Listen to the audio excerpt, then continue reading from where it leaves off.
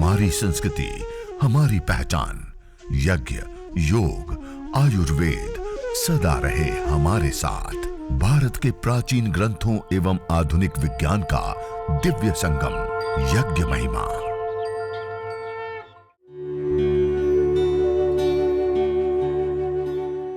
भारतीय संस्कृति में यज्ञ, योग एवं आयुर्वेद जैसी अमूल्य विद्याएं हैं, जिसका मूल है वेद।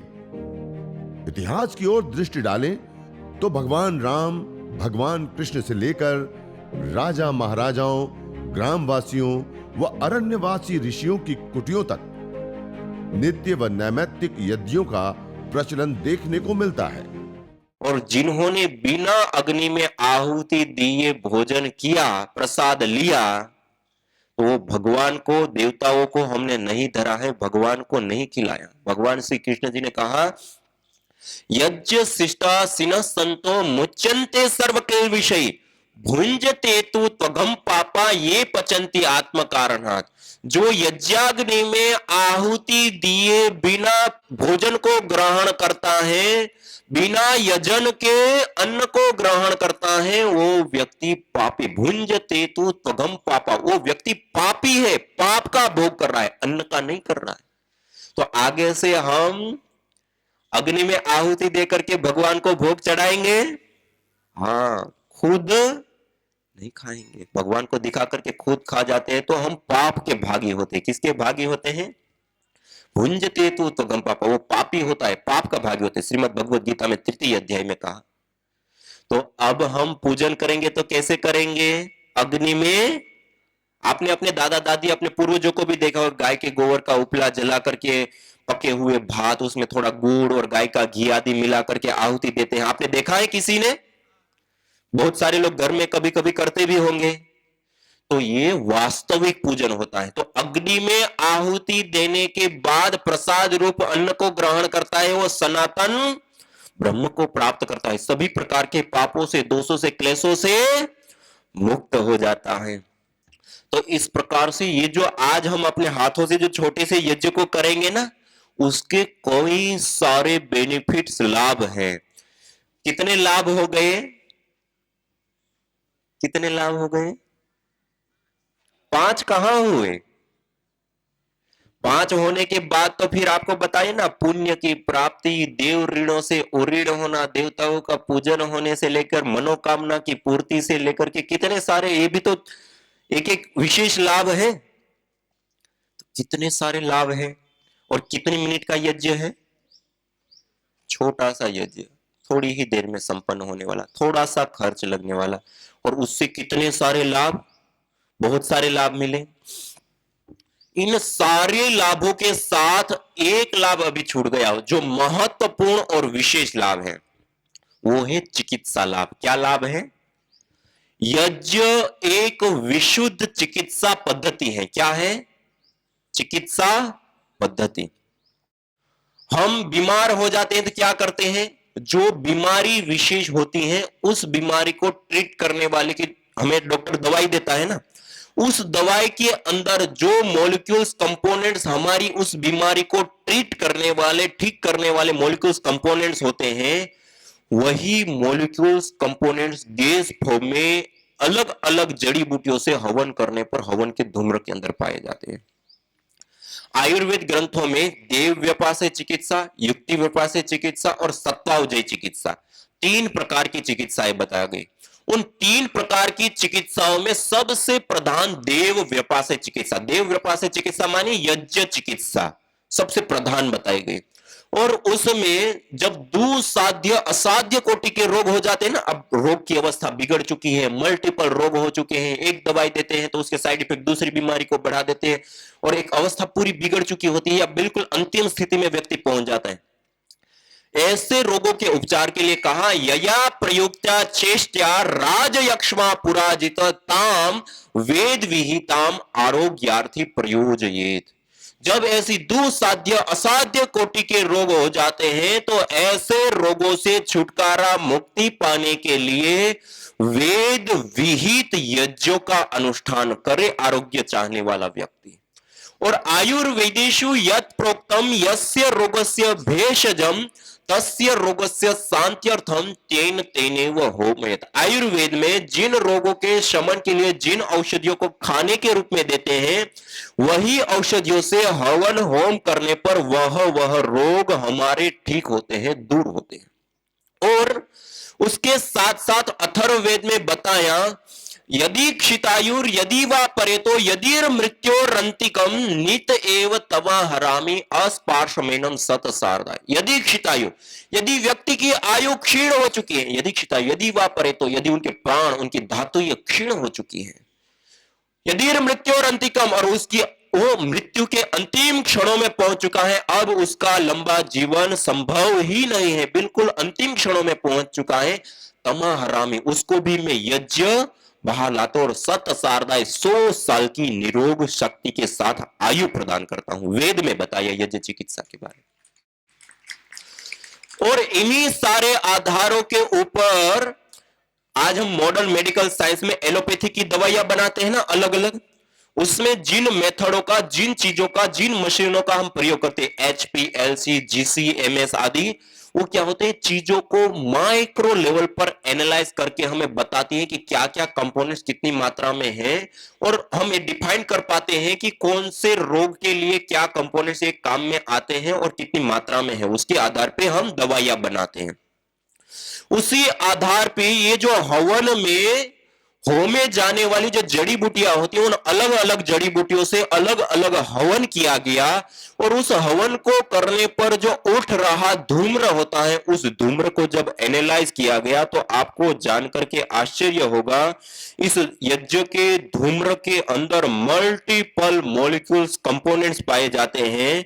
उसके अंदर एंटीऑक्सीडेंट, मानी हमारी बॉडी को स्वस्थ रखने के लिए और हमारी शरीर के विजातीय तत्वों को बाहर निकालने के लिए जो मॉलिक्यूल्स कंपोनेंट चाहिए, एंटीऑक्सीडेंट कंपोनेंट्स भी इस यज्ञ के धूम्र के अंदर होते हैं। एंटी एफ्लीमेंट्री, मानी कहीं सूजन है, दर्द है, पीड़ा है, उनको दूर करने के लिए जो हम दवाइयां लेते हैं, वो कंपोनेंट्स भी इसके अंदर होते हैं। एंटी कोलेस्ट्रोलिक, हमारे गुड कोलेस्ट्रॉल और बैड कोलेस्ट्रॉल को कंट्रोल करके हार्ट को स्वस्थ सुंदर बनाने के लिए जो कंपोनेंट्स, मॉलिक्यूल्स जो हम दवाइयां लेते हैं उसके अंदर होते हैं, वो भी इस धूम्र के अंदर होते हैं। एंटी ट्यूबरकुल, जो अलग अलग प्रकार की गांठें आदि होते हैं तो उसको ना होने देना, और हो भी गई है तो उसका ट्रीटमेंट करने वाले जो कंपोनेंट्स होते हैं वो भी होते हैं। एंटी माइक्रोबायल, बैक्टीरिया, वायरस और फंगस जनित जितनी भी बीमारियां होती है उसको ठीक करने वाले, ट्रीट करने वाले कंपोनेंट्स, मॉलिक्यूल्स भी इसके अंदर होते हैं। एंटी एंजियोजेनी, मानी ब्रेन कैंसर से लेकर के अलग अलग प्रकार के जो कैंसर होते हैं उसको होने ना देना, और हो भी गया है तो उसको ट्रीटमेंट करने वाले जो मॉलिक्यूल्स कंपोनेंट्स होते हैं वो भी होते हैं। और उसके साथ साथ एंटीब्यूटाजेनिक, हमारे जीन्स में आने वाले बदलावों को भी रोकने वाले मॉलिक्यूल्स कंपोनेंट्स इस यज्ञ के धूम्र के अंदर होते हैं। और अलग अलग जड़ी बूटियों से हवन करने पर अलग अलग प्रकार के मॉलिक्यूल्स कंपोनेंट गैस फॉर्म में वायु के अंदर आ जाते हैं।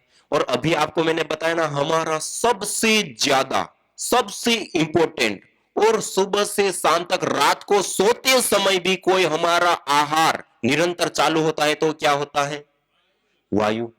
और हवन करने पर वो मेडिसिनल कंपोनेंट्स उस वायु के अंदर आ गए। अब हम उसमें 24 घंटा श्वास लेते हैं तो वो श्वास के माध्यम से लंग्स तक, लंग्स के माध्यम से ब्लड में, ब्लड के माध्यम से पूरे शरीर में जाते हैं। और जिसको हम बड़ी बीमारियां कहते हैं, दुस्साध्य बीमारियां कहते हैं, असाध्य बीमारियां कहते हैं, और जो अथर्ववेद में कहा यदि क्षितायु यदि वापरे तो यदि मृत्यु और अंतिम, मृत्यु के अंतिम क्षणों को देखने वाला व्यक्ति भी बाहर आता है, वो हमने शास्त्रों में भी पढ़ा, उसको साइंटिफिक रूप से भी देखा। और जब लोगों ने इसका प्रयोग किया रोगानुसार हवन सामग्री से हवन करके, तो आपको जानकर के आश्चर्य होगा। एक आदरणीय बहन दिव्या जी, मैं ये केस, वो केस बता रहा हूं जिनको हम कहते हैं ना, एलोपैथी की दवाइयां बहुत जल्दी से काम करती है, बहुत अच्छे से काम करती हैं।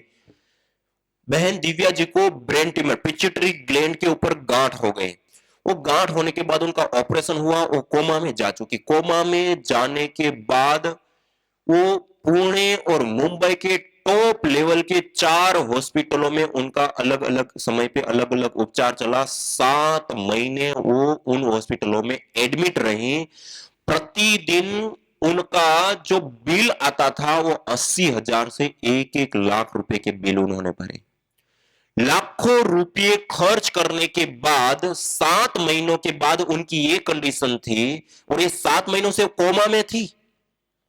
और 7 महीने के बाद डॉक्टर लोगों ने कहा कि एक कहते हैं ना दया मृत्यु, कि इनको कोई ऐसी दवाई दे दे, ऐसा इंजेक्शन दे दे कि इसको इस शरीर से मुक्ति मिल जाए, अब ये रोग ठीक नहीं हो सकता है, ये कोमा से बाहर नहीं आ सकते। और बाय चांस किसी भी कारण से वो कोमा से बाहर आ भी गई तो उनकी स्मृति शक्ति वापस नहीं आएगी, वो सुन नहीं पाएगी, वो देख नहीं पाएगी। ये गारंटी के साथ डॉक्टर लोगों ने बता दिया, और लास्ट में उनको छुट्टी दे दिया कि अब आप इसको घर पे ले जाए। कब? इतने लाख रुपए खर्च करने के बाद 4 बड़े टॉप लेवल के हॉस्पिटलों का और ट्रीटमेंट, स्पेशलिस्ट डॉक्टर, स्पेशलिस्ट दवाइयां, स्पेशलिस्ट सुविधाएं, सब चीज प्रयोग करने के बाद लास्ट में ऐसी अवस्था में छोड़ दिया। जब उनको घर पे लाया, उनकी कंडीशन ऐसी थी, जो दवाइयां दी गई उससे उनके हाथ पैर इतने टेढ़े मेढ़े हो गए थे, उनकी आंखें पूरी सूज करके, वो जो नसें होती ना बाहर, हम देखे तो हमारी रूह कांप जाए, ऐसी उसकी शरीर की अवस्था थी।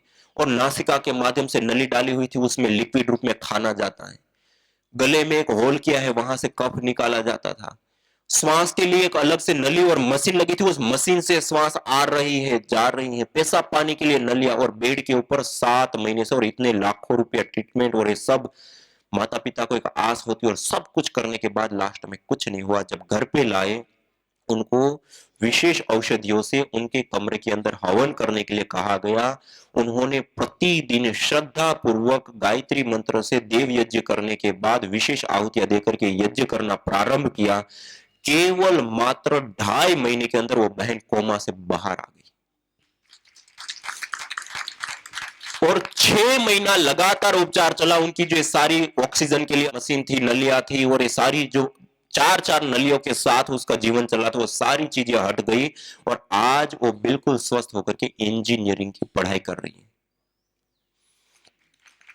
और ऐसे ये 1-2 केस नहीं, यहां पे गुजरात में ही कच्छ की माता हीराबेन, हीरा माता जी, उनको हार्ट अटैक आया 3 बार, और जब चौथी बार हार्ट अटैक आया, मुंबई की एक बड़ी हॉस्पिटल के अंदर उसको एडमिट किया गया, और कई दिनों तक वो आईसीयू में 24 घंटों तक वो ऑक्सीजन मास्क के ऊपर रही, और सारा ट्रीटमेंट देने के बावजूद लास्ट में डॉक्टर लोगों ने जवाब दे दिया कि अब इनकी जो हार्ट की फंक्शनिंग से लेकर के सारी चीजें हैं, वो चीजें बिल्कुल बिगड़ चुकी हैं, वो सुधर नहीं रही हैं, अब इसका दवाई से हम कोई उपचार नहीं कर सकते हैं, आप इसको घर पे ले जाइए, 10 या 15 दिन जो भी जीती हैं आप उनकी सेवा कर सकते हैं, उसके अलावा अब इसका कोई मॉडर्न मेडिकल साइंस में इसका उपचार नहीं है।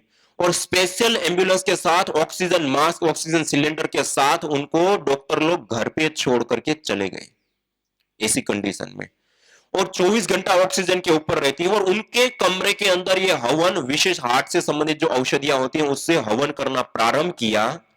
और आपको जानकर के आश्चर्य होगा, 2-3 दिन तो सामान्य रूप से हवन किया, और 2-3 दिन के बाद उनका जो 24 घंटे ऑक्सीजन मास्क था उसको आधा मिनट, 1 मिनट, 5 मिनट, जितनी देर वो रह सकती हैं उस एयर में, जब तकलीफ होती थी तो वापस मास्क लगा देते, तब तक उसको उस यज्ञीय वायुमंडल में रखते थे।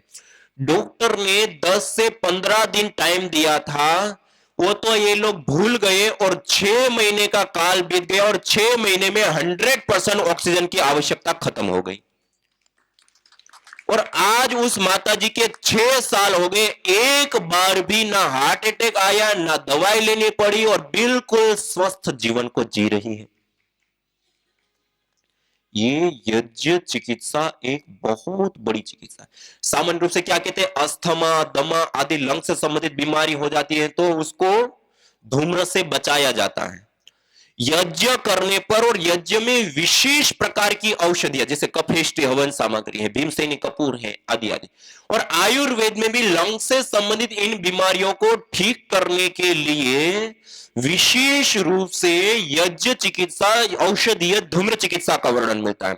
उसी आधार पे इन जड़ी बूटियों को तैयार करने के बाद जब रिसर्च किया गया तो उसमें भी पाया गया, और जिन लोगों को परीक्षण किया गया, आज सैकड़ों सैकड़ों ऐसे लोग हैं जिनको अस्थमा दमा के जो पंप लेते थे वो पंप भी लोगों के छूट गए। और एक मैं आपको बहुत बड़ी घटना में बताना चाह रहा हूं, लंग फाइब्रोसिस। WHO कहता है लंग फाइब्रोसिस का कोई उपचार नहीं है। एक माता शिल्पा बहन जी, उनको लंग फाइब्रोसिस और क्रोनिक अस्थमा ये दोनों ही साथ में डिटेक्ट हुआ। डॉक्टर लोगों ने उनको जवाब दे दिया कि अब इसका कोई उपचार है ही नहीं, और जो दवाइयां ली जा सकती वो पहले भी कर चुके थे वो, और साथ में करते हुए उनकी एक कंडीशन आ गई कि अपने घर के अंदर गैस के ऊपर रोटी पकती है, कितनी स्माइल होती है, उस स्माइल को भी वो एक्सेप्ट नहीं कर सकते, उसमें भी उनको बहुत भारी तकलीफ होती है। उनकी श्वास छोटी सी हो गई, वो लंबी श्वास नहीं भर सकती थी, वो अपने स्वयं के नित्य कर्म भी करना उनके लिए बहुत बड़ा बोझ बन चुका था। ऐसी कंडीशन में वो आ गई थी। उस समय उनको यज्ञ चिकित्सा करने के लिए कहा, प्रतिदिन यज्ञ करना शुरू कर, और यज्ञ के बाद भीमसेनी कपूर आदि की विशेष धुनी आदि, और उसमें रहना चालू किया। 15 दिन के अंदर लंबा गहरा श्वास भरने की अवस्था में आ गई, और फिर उसके बाद उसको प्राणायाम भी उस वायु के अंदर करने के लिए बोला, और यज्ञ के धूम्र के अंदर प्राणायाम करना प्रारंभ किया। 3.5 महीनों के बाद जब रिपोर्ट कराई, लंग फाइब्रोसिस और क्रोनिक अस्थमा दोनों ही रिपोर्ट नॉर्मल आ गई। जिसको हम, ये मैं केवल वो केस आपको गिना रहा हूं जिनको हम मॉडर्न मेडिकल साइंस कहते हैं और बहुत बड़ा उपचार कहते हैं, तात्कालिक लाभ वाला कहते हैं। उसमें महीनों उपचार करने के बावजूद भी जब लोगों को लाभ नहीं हुआ, डॉक्टर लोगों ने छोड़ दिया, कुछ दिन का मेहमान करके उनको जब ये यज्ञ चिकित्सा की, और वेद में जो कहा ना, यदि क्षितायु और यदि वा परे तो यदि मृत्यु और अंतिम, मृत्यु के अंतिम क्षणों में पहुंचे हुए व्यक्ति को भी यज्ञ नव जीवन देता है, वो यहां पर हमने अपनी आंखों के सामने साक्षात रूप से देखा। और इस प्रकार ये जो यज्ञ मैंने बताया ना, 24 घंटा सबसे ज्यादा, सबसे इंपॉर्टेंट हमारा आहार होता है, वायु होता है, और उस वायु के माध्यम से वो कंपोनेंट पहुंचा करके उपचार करने की ये सबसे बड़ी पद्धति और प्रक्रिया होती है। तो इस प्रकार से ये यज्ञ करने पर कितने सारे लाभ प्राप्त होते हैं, कितने लाभ प्राप्त होते हैं। अब इतना 5 से 10 मिनट के कर्म से इतने सारे लाभ प्राप्त होते हैं, तो इसको हमें प्रतिदिन 5 से 10 मिनट अपने घर के अंदर करना चाहिए, नहीं करना चाहिए। हमारे शास्त्रों में भी बताया, रिसर्चों में भी पाया गया, और हमारे जिन लोगों ने इसको किया उनके अनुभवों में भी आया। तो इतना छोटा सा कर्म करने से इतने सारे लाभ होते हैं। आप करेंगे 5 से 10 मिनट अपने घर के अंदर? कितने लोग करेंगे? सब करेंगे? आप सबके लिए धन्यवाद। हाँ, ये अवश्य करना चाहिए, हमारी संस्कृति है, ये हमारी धरोहर है, और उसको करने पर अनंत अथाह लाभ प्राप्त होते हैं। तो बहुत सारा जानने के लिए मिला, लेकिन अब हम यज्ञ करें, इतना श्रेष्ठ और इतने सारे लाभ देने वाले यज्ञ को जब करेंगे तभी तो लाभ होगा ना। तो अब करना है, आइए आज से हम शुरुआत कर रहे हैं। आज के बाद हम हर दिन अपने घर के अंदर हवन करेंगे। जो तुम चाहते हो रोगों से छुटकारा, तो लो नियमित यज्ञ का सहारा। यज्ञ की यह शुद्ध हवा सब रोगों की है दवा। आयुर्वेद ग्रंथों में यज्ञ को देवीय चिकित्सा कहा है, और कहा आयुर्वेदेषु यत् प्रोक्तम यस्य रोगस्य भेषजं तस्य रोगस्य शांत्यर्थम तेन तेनेव होमये। अर्थात आयुर्वेद के अंदर जिन रोगों की शांति के लिए जिन जिन औषधीय द्रव्यों का सेवन करने के लिए कहा जाता है, उन्हीं द्रव्यों से हवन करने पर वह रोग हमारे शांत हो जाते हैं, दूर हो जाते हैं, नष्ट हो जाते हैं। अतः आइए हमारे ऋषियों द्वारा प्रदत्त देवीय चिकित्सा यज्ञ को अपनाएं और अपने स्वास्थ्य को समृद्ध बनाएं।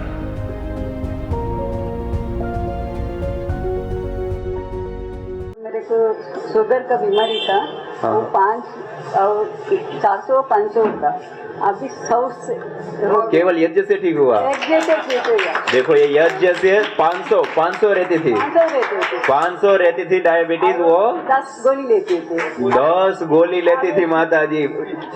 मेरा जो मैं सोचा ना वो सब कुछ यज्ञ से मेरा ठीक हो गया।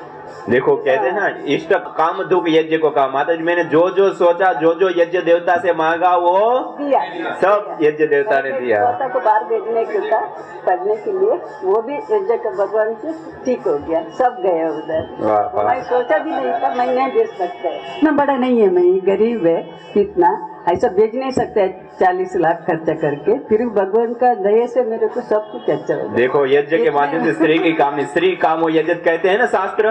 देखो माता जी की स्त्री की कामना भी पूर्ण हो गई। मेरा बॉडी बहुत था, लेकिन मैं यहाँ यज्ञ आने से मेरा बॉडी कम हो गया, मुझे शरीर में बहुत अच्छा ऊर्जा मिला। आज एक सबसे बड़ी समस्या है, सबको मोटापा खूब बढ़ रहा है। तो देखो मोटापा कम करने के लिए भी यज्ञ, और अभी वो माता जी ने बताया था ना, उनका बेटा बिल्कुल पतला था, बिल्कुल कमजोर था, सोता रहता था, तो वो भी ठीक हो गया। तो डायबिटीज भी अभी ठीक है, पहले ज्यादा रहती थी, अभी ठीक है यज्ञ से। यज्ञ के कारण देखो डायबिटीज, मोटापा कम हो गया, डायबिटीज ठीक हो गई। यज्ञ से बहुत फायदा हुआ है, इसलिए मैं रोज आ रही हूँ। हर रोज यज्ञ करती है माता जी। मेरे को थायराइड की बीमारी थी और पतले होने की बीमारी थी, तो 9 किलो वेट मेरा कम हो गया था। इसमें हवन में आने से मेरा वजन अभी 6 किलो 7 किलो जितना बढ़ गया है, और मेरे को ज़्यादा तौर से मन की शांति ज़्यादा मिलती है, और घर का कुछ भी टेंशन होवे हवन में आ जाती हूँ तो एकदम बिल्कुल टेंशन फ्री में हो जाती हूँ। यज्ञ भारतीय संस्कृति का मूल है। तो आइए हम संकल्प लें, संसार के श्रेष्ठतम कर्म यज्ञ को अपनाएं, पिंड और ब्रह्मांड में संतुलन कायम करने वाले यज्ञ को अपने जीवन का अभिन्न अंग बनाएं एवं प्रकृति मां के प्रति अपने ऋणों को अदा करें। विश्व स्वास्थ्य का एक नारा, यज्ञ से होगा जग उजियारा। भारतीय संस्कृति की अमूल्य विरासत यज्ञ की महिमा को जानने हेतु वैदिक चैनल पर प्रतिदिन प्रातः एवं सायं 11:30 बजे यज्ञ महिमा कार्यक्रम से जुड़े। विशेष जानकारी हेतु संपर्क करें। मोबाइल 9068565306।